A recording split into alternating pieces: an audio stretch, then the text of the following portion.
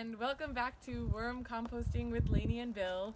This is our 6th episode, I believe, and it's been about 4 months since we started our small home worm composting bin, and I am here to have a very exciting reveal of what's been going on in the worm bin over the past 2 months or so since we did our last video.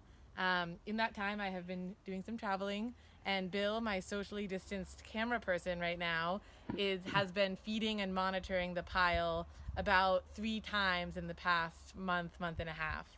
So Bill, do you want to give a quick update on what you've been doing before I dig around in the bin for some investigating? Sure.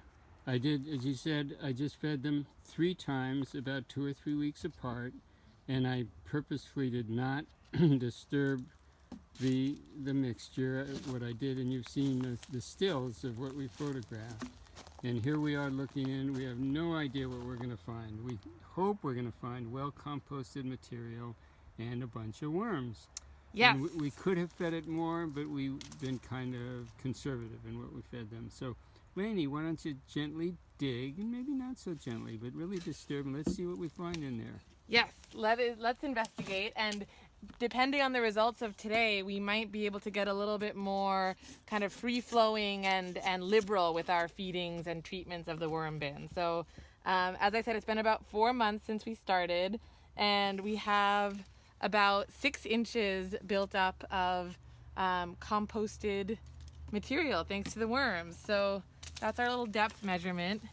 And now let's see This is exciting. what we find down below. Okay, so I see good evidence of worms, some bigger ones. Look Going to at that. town in there, good moisture. So where are all our veggies? Wow. And yeah, some little food materials here. There's a potato. Here's another potato. That's a little tougher to digest, I suppose. Yeah, some potato remnants. Let's dig a little deeper and see what's really at the bottom of all this. Oh, wow. And did we mention I did water them a little bit? Oh, yeah. Checking for moisture as you feed them in the first couple months is important. But wow, look down here. It's like real complete soil with some leaf material. So you've got kind of a soil mulch mixture going on. Absolutely no evidence of food at the bottom here. Amazing. Wow. And you can see the worms. There's a pretty good population. It's hard to see on the camera too much, but they're in there and they're doing their work. Wow. So they're built up. Remember, we started just with a very few worms, and they've eaten all those canisters of compost, kitchen scraps that we brought out. It's so light and fluffy, and it smells amazing. It doesn't smell like food at all. Oh my gosh. What do you think, Bill? I think this might be ready to harvest some of it and put it in the garden.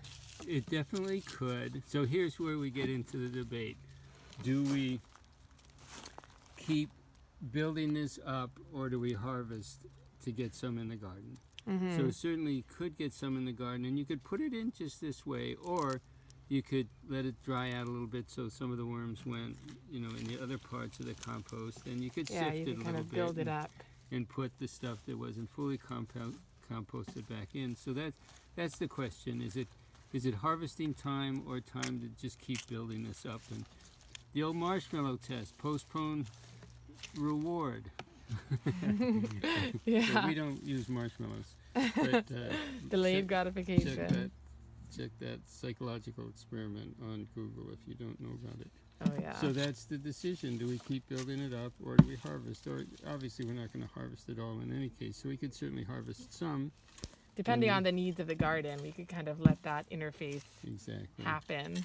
Yeah. Wow, this is so cool. It's so rich and soft feeling, and there is definitely a lot of worms. So I think we could kind of keep feeding this more liberally going forward.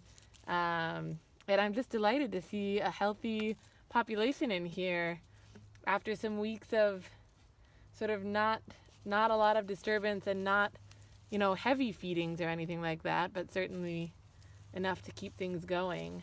Yes, and we wanted to get to this point, remember back from the very start with the first, where we had just a wooden box here, and get to a place where, if there are any novice viewers and taking this in, to know that you can get to this point in a few months and could get here faster if you fed them more, but you'd have to watch. You don't feed them too much, but you could tell if you feed them too much if it gets smelly and the worms aren't keeping up. So you should have a pretty good idea of what it takes to get to a healthy box of worms.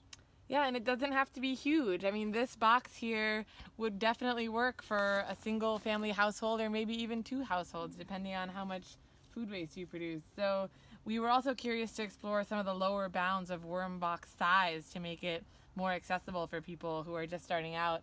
And I feel excited about this size worm bin. So it seems it's a comfortable size. You yeah. could make it smaller, but then, as we've said, it's a little bit more iffy to get the balance right. You could make it bigger, but then it's going to take longer for your worms to build up. So this has worked out to be a pretty good size. Awesome. Yeah. Well, so stay tuned for the next application of the worm harvesting compost. And I can say from experience that it has done wonders for my little home planter box. But this is very good news, and good luck with your worm composting ventures. Okay, see you next time. See you.